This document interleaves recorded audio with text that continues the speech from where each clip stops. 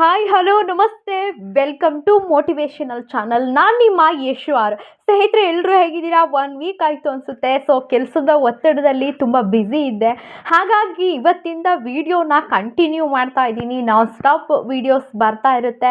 ನಿಮ್ಮೆಲ್ಲರೂ ಕೂಡ ನಾನು ತುಂಬಾ ಮಿಸ್ ಮಾಡಿಕೊಂಡೆ, ನೀವೂ ಮಿಸ್ ಮಾಡ್ಕೊಂಡಿದ್ದೀರಾ ಅಂತ ಅಂದ್ಕೊಳ್ತಾ, ಸ್ನೇಹಿತರೆ ಇವತ್ತಿನ ಟಾಪಿಕ್ ಏನಂತ ಅಂದರೆ, ನಾನು ಸಾಕಷ್ಟು ರೆಮಿಡೀಸ್ಗಳನ್ನ ತಿಳಿಸ್ತಾ ಬರ್ತಾ ಇದ್ದೀನಿ. ಸೊ ನಾವು ಮನೆಯಲ್ಲೇ ಇರ್ತಕ್ಕಂತಹ ವಸ್ತುಗಳನ್ನ ಉಪಯೋಗಿಸ್ಕೊಂಡು ಸಿಂಪಲ್ಲಾಗಿ ರೆಮಿಡೀಸ್ ಇದ್ರೂ ಕೂಡ ಪವರ್ಫುಲ್ಲಾಗಿ ಯೂಸ್ ಆಗ್ತಕ್ಕಂತಹ ನಾನು ರೆಮಿಡೀಸ್ನ ತಿಳಿಸ್ತಾ ಬರ್ತಾ ಇದ್ದೀನಿ. ಹಾಗೆ ಇವತ್ತು ಕೂಡ ಒಂದು ಪವರ್ ಆ್ಯಂಡ್ ಬ್ಯೂಟಿಫುಲ್ ಒಂದು ಒಳ್ಳೆ ರೆಮಿಡಿನ ನಿಮ್ಮ ಮುಂದೆ ತಗೊಂಡು ಬಂದಿದ್ದೀನಿ. ಸೊ ಅದಕ್ಕಿಂತ ಮುಂಚಿತವಾಗಿ ನನ್ನ ಚಾನಲ್ನ ಇನ್ನು ಯಾರೆಲ್ಲ ಸಬ್ಸ್ಕ್ರೈಬ್ ಆಗದೆ ವಿಡಿಯೋ ನೋಡ್ತಿದ್ದೀರಾ, ದಯವಿಟ್ಟು ಒಮ್ಮೆ ಸಬ್ಸ್ಕ್ರೈಬ್ ಮಾಡಿಕೊಂಡು ನಿಮ್ಮ ಆತ್ಮೀಯರೆಲ್ಲರಿಗೂ ಕೂಡ ನನ್ನ ಚಾನಲ್ ಸಬ್ಸ್ಕ್ರೈಬ್ ಮಾಡ್ಕೊಳ್ಳಿ ಅಂತ ಹೇಳಿ ಶೇರ್ ಮಾಡಿ. ಹಾಗೆ ನೀವು ಕೂಡ ಸಬ್ಸ್ಕ್ರೈಬ್ ಮಾಡಿಕೊಂಡು ವಿಡಿಯೋ ನೋಡಿ ಅಂತ ಹೇಳ್ತಾ, ಸ್ನೇಹಿತರೆ ಇವತ್ತಿನ ನಾವು ಸಾಕಷ್ಟು ಈ ಹಣದ ವಿಚಾರದ ಬಗ್ಗೆ ಮಾತಾಡೋಣ ಅಂತ ಬಂದಿದ್ದೀನಿ. ಇವತ್ತು ಸಿಂಪಲ್ ಆಗಿರ್ತಕ್ಕಂಥದ್ದು ಆ್ಯಂಡ್ ಪವರ್ಫುಲ್ ಆಗಿರ್ತಕ್ಕಂಥ ಒಂದು ರೆಮಿಡೀಸ್ನ ತಿಳಿಸ್ಕೊಡ್ತೀನಿ. ನಾಳೆಯಿಂದ ಸೊ ಎಂತೆಂಥ ಒಂದು ಫಿನಾನ್ಷಿಯಲಿ ನಾವು ಹೇಗೆ ಗ್ರೋತ್ ಆಗಬೇಕು, ಯಾವ ರೀತಿ ಎಲ್ಲ ನಾವು ಸ್ಟೆಪ್ನ ತಗೊಳ್ಬೇಕು ಅನ್ನೋದ್ರ ಬಗ್ಗೆ ಮಾತಾಡ್ತಾ ಹೋಗೋಣ. ಸ್ನೇಹಿತರೆ, ಸಾಕಷ್ಟು ಈ ಫಿನಾನ್ಷಿಯಲಿ ಈ ದುಡ್ಡಿನ ಸಮಸ್ಯೆಗಳನ್ನ ನಾವು ಎದುರಿಸ್ತಾ ಬರ್ತಾ ಇರ್ತೀವಿ. ಏನೋ ಒಂದು ಕೆಲಸಕ್ಕೆ ಕೈ ಹಾಕಿರ್ತೀವಿ, ಅದು ಕೆಲಸ ಆಗ್ತಾ ಇರಲ್ಲ, ಅಥವಾ ಮಕ್ಕಳು ಫೀಸ್ನ ಕಟ್ಟಬೇಕು ಅಂದ್ಕೊಂಡಿರ್ತೀವಿ, ದುಡ್ಡು ಸಾಲ್ಟೇಜ್ ಆಗ್ತಾ ಇರುತ್ತೆ, ಅಥವಾ ಮನೆ ಕಟ್ಟಬೇಕು ಅಥವಾ ಮದುವೆ ಮಾಡಬೇಕು, ಇನ್ನು ನಾನಾ ರೀತಿ ನಮ್ಮ ಒಂದು ಬದುಕಿನ ಚೌಕಟ್ಟಿನಿಗೆ ಒಂದು ನಾನಾ ರೀತಿ ಫಿನಾನ್ಷಿಯಲಿ ಪ್ರಾಬ್ಲಮ್ ಬರ್ತಾ ಇರುತ್ತೆ.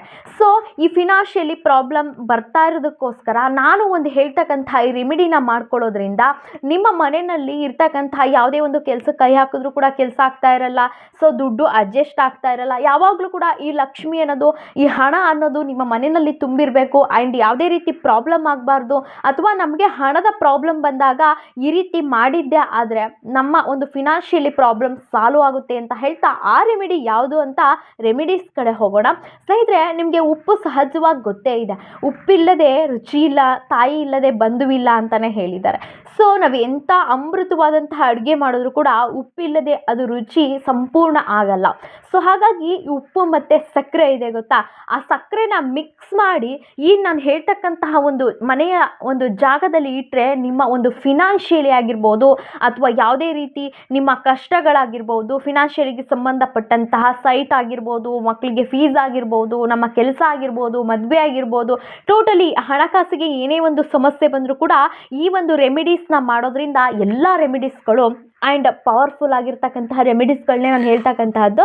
ಸೊ ಈ ಒಂದು ರೆಮಿಡೀಸ್ನ ಮಾಡೋದಕ್ಕೆ ಒಂದು ಗಾಜಿನ ಬೌಲ್ನ ತಗೊಳ್ಳಿ. ಸೊ ಆಲ್ಮೋಸ್ಟ್ ಒಂದು ಗಾಜು ಅನ್ನೋದನ್ನೇ ಎಲ್ಲ ರೆಮಿಡೀಸ್ಗೂ ಯೂಸ್ ಮಾಡಿ. ಈ ಗಾಜಿನ ಬೌಲ್ಗೆ ಸ್ವಲ್ಪ ಉಪ್ಪು, ಎಷ್ಟು ಪ್ರಮಾಣದ ಉಪ್ಪನ್ನು ಹಾಕ್ತೀರಾ ಅಷ್ಟೇ ಪ್ರಮಾಣದ ಸಕ್ಕರೆಯನ್ನು ಹಾಕಿ ಮಿಕ್ಸ್ ಮಾಡಿ. ಯಾವ ದಿನ ಮಿಕ್ಸ್ ಮಾಡಬೇಕು ಅಂತ ಅಂದರೆ, ಶುಕ್ರವಾರ ದಿನ ನೀವು ಉಪ್ಪು ಮತ್ತು ಸಕ್ಕರೆಯನ್ನು ಮಿಕ್ಸ್ ಮಾಡಬೇಕಾಗತ್ತೆ ಸಮ ಪ್ರಮಾಣದಲ್ಲಿ. ಇದನ್ನು ಮಿಕ್ಸ್ ಮಾಡಿದ ನಂತರ ಸೊ ಈ ನಿಮ್ಮ ಮನೆಯ ಉತ್ತರ ಮತ್ತು ಪೂರ್ವ ಮಧ್ಯ ಈಶಾನ್ಯ ದಿಕ್ಕು ಏನಿರುತ್ತೆ ಇದನ್ನು ಮಿಕ್ಸ್ ಮಾಡಿಬಿಟ್ಟು ನೀವು ಅಫರ್ಮೇಷನ್ ಮಾಡ್ಕೊಳ್ಬೇಕಾಗತ್ತೆ. ಅಫರ್ಮೇಷನ್ ಏನಂತ ಅಂದರೆ, ನೀವು ಅಫರ್ಮೇಷನ್ನು ಲಾ ಆಫ್ ಅಟ್ರಾಕ್ಷನ್ ಮಾಡ್ತಾ ಇರ್ಬೇಕಾದ್ರೆ ಏನು ಅನ್ಕೊತೀರಾ, ನಾನು ಕಾರ್ ತೊಗೊಂಡಿದ್ದೀನಿ, ಆಲ್ರೆಡಿ ಇಂಥ ಕಾರಲ್ಲಿ ನಾನು ಓಡಾಡ್ತಾ ಇದ್ದೀನಿ. ನಿಮ್ಮ ಆಸೆ ನನಗಿದು ಆಗಬೇಕು ಅನ್ನೋದಕ್ಕಿಂತ ಆಲ್ರೆಡಿ ಆಗಿದೆ ಅನ್ನೋದನ್ನು ವಿಜುವಲೇಷನ್ ಮಾಡ್ಕೊಳ್ತೀರಾ ಅಲ್ವಾ.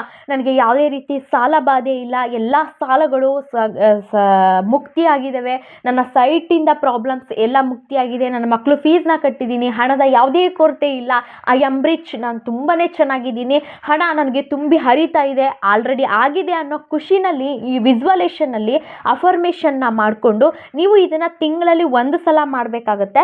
ಸೊ ಪದೇ ಪದೇ ಮಾಡುವಂಥ ನೆಸೆಸಿಟಿ ಇರಲ್ಲ. ನಮಗೆ ಹಣದ ಅವಶ್ಯಕತೆ ಇದೆ ಅಂತ ಅಂದಾಗ ಶುಕ್ರವಾರ ದಿನ ನೀವು ಈ ಶುಕ್ರವಾರ ಮಾಡಿಕೊಂಡ್ರೆ 1 ತಿಂಗಳಲ್ಲಿ 1 ಸಲ ಮಾಡಿಕೊಂಡ್ರೆ ಸಾಕು. ಇವಾಗ for example April 1st week ಶುಕ್ರವಾರ ನೀವು ಮಾಡಿಕೊಂಡ್ರೆ ಅಂದರೆ ನೆಕ್ಸ್ಟು ಮೇ 1st ವೀಕು ಶುಕ್ರವಾರದಲ್ಲಿ ನೀವು ಮಾಡ್ಕೊಳ್ಬೇಕಾಗತ್ತೆ. ಸೊ ಎಷ್ಟು ದಿನ ಇದನ್ನು ಇಡಬೇಕಾಗುತ್ತೆ ಅಂತ ಅಂದರೆ, ನೀವು 1 ವಾರ ಇಡಬೇಕಾಗತ್ತೆ. ನಿಮ್ಮ ಮನೆಯ ಉಪ್ಪು ಮತ್ತು ಸಕ್ಕರೆಯನ್ನು ಮಿಕ್ಸ್ ಮಾಡಿ ನಿಮ್ಮ ಮನೆಯ ನೋಡ್ಕೊಳ್ಳಿ, ಯಾವ ದಿಕ್ಕಿ ಉತ್ತರ ದಿಕ್ಕಿಗಿದೆ, ಪೂರ್ವ ದಿಕ್ಕು ಅಂತ. ಉತ್ತರ ಮತ್ತು ಪೂರ್ವ, ಮಧ್ಯ, ಈಶಾನ್ಯ ದಿಕ್ಕು ಬರುತ್ತೆ. ಆ ಈಶಾನ್ಯ ದಿಕ್ಕಿಗೆ ನೀವು ಇಡಬೇಕಾಗತ್ತೆ, ಆ ಮೂಲೆಯಲ್ಲಿ ನೀವು ಇಡಬೇಕಾಗುತ್ತೆ. ನೀವು ಕಸ ಹೊಡಿತಾ ಇರಬೇಕಾದ್ರೂ ಸರಿ, ನೀವು ಮನೆ ಒರೆಸ್ತಾ ಇರಬೇಕಾದ್ರೂ ಸರಿ, ನೆಕ್ಸ್ಟ್ ಶನಿವಾರದಂದು ನೀವು ಅದನ್ನು ಚೇಂಜ್ ಮಾಡಿ ನಿಮ್ಮ ಮನೆಯ ಅಡುಗೆ ಮನೆಯ ಸಿಂಕ್ನಲ್ಲಿ ಫ್ಲಶ್ ಔಟ್ ಮಾಡಬೇಕಾಗುತ್ತೆ. ಸೊ ಅಲ್ಲಿ ಒಂದು ವಾರ ಕಂಟಿನ್ಯೂಯಸ್ ಅದು ಅಲ್ಲೇ ಇರಬೇಕಾಗುತ್ತೆ. ನೀವು ಮನೆ ಒರೆಸುವಾಗ ಅಥವಾ ಮನೆ ಕಸ ಹೊಡಿಬೇಕಾದ್ರೆ ಅದನ್ನು ಎತ್ತು ಮತ್ತೆ ಅಲ್ಲೇ ಇಡಬೇಕಾಗತ್ತೆ. ಈ ರೀತಿ ನೀವು ಈ ಶುಕ್ರವಾರ ಇಟ್ರಿ ಅಂದರೆ ನೆಕ್ಸ್ಟ್ ಶುಕ್ರವಾರ ಅಲ್ಲ, ನೆಕ್ಸ್ಟ್ ಶನಿವಾರ ನೀವು ಅದನ್ನು ನಿಮ್ಮ ಅಡುಗೆ ಮನೆಗೆ ತೊಗೊಂಡೋಗಿ ಫ್ಲಶ್ ಔಟ್ ಮಾಡಬೇಕಾಗತ್ತೆ. ಸೊ ಇದನ್ನು ಇಡಬೇಕಾದ್ರೆ ಶ್ರೀಂ ಶ್ರೀಂ ಶ್ರೀಂ ಅಂತ 108 ಬಾರಿ ಹೇಳಿ ನಿಮ್ಮ ಮನಸ್ಸಲ್ಲಿ ಅಫರ್ಮೇಷನ್ ಮಾಡಿಕೊಂಡು, ನನಗೆ ಯಾವುದೇ ರೀತಿ ಹಣದ ಕೊರತೆ ಇಲ್ಲ, ಯಾವುದೇ ರೀತಿ ನಮಗೆ ಹಣದ ಸಮಸ್ಯೆಗಳಿಲ್ಲ, ನಾವು ತುಂಬ ಚೆನ್ನಾಗಿದ್ದೀನಿ, ಎಲ್ಲ ಮೂಲೆಯಲ್ಲೂ ಕೂಡ ಜನ ಕಾಂಚಾಣ ಅನ್ನೋ ಹಾಗೆ ಎಲ್ಲ ಮೂಲೆಯಲ್ಲೂ ನನಗೆ ಲಕ್ಷ್ಮಿ ತುಂಬಿ ತುಳುಕ್ತಾ ಇದ್ದಾಳೆ, ನನ್ನ ವೆನಿಟಿ ಬ್ಯಾಗಲ್ಲಾಗಿರ್ಬೋದು, ನನ್ನ ಪರ್ಸಲ್ಲಾಗಿರ್ಬೋದು, ನನ್ನ ಬ್ಯಾಂಕ್ ಅಕೌಂಟಲ್ಲಾಗಿರ್ಬೋದು, ನನಗೆ ಇಷ್ಟು ಅಮೌಂಟ್ ಇದೆ, ನನಗೆ ತುಂಬಾ ಖುಷಿ ಇದೆ ಅಂತ ಹೇಳಿ ಈ ರೀತಿ ಅಫರ್ಮೇಷನ್ನ ಮಾಡಿಕೊಂಡು ನೀವು ಈ ಶುಕ್ರವಾರ ಇಟ್ಟರೆ ನೆಕ್ಸ್ಟ್ ಶನಿವಾರ ನೀವು ಇದನ್ನು ಯಾವ ಸಮಯದಲ್ಲಾದರೂ ಬೇಕಾದರೆ ಮಾಡ್ಬೋದು. ಸಮಯ ನಿಗದಿ ಇಲ್ಲ. ನೀವು ಬೆಳಗಿನ ಜಾವ ಆದಷ್ಟು ಮಾಡಿದ್ರೆ ಒಳ್ಳೆಯದು. ಯಾವುದೇ ಒಂದು ಖುಷಿ ಆ್ಯಂಡ್ ಯಾವುದೇ ಒಂದು ಶುಭವನ್ನು ನೀವು ತೋರಿಸ್ಬೇಕು ಆ್ಯಂಡ್ ನೀವು ಪಡ್ಕೋಬೇಕು ಅಂದರೆ ಆದಷ್ಟು ಬೆಳಗಿನ ಜಾವ ಮಾಡೋದ್ರಿಂದ ತುಂಬ ಅತ್ಯುತ್ತಮ.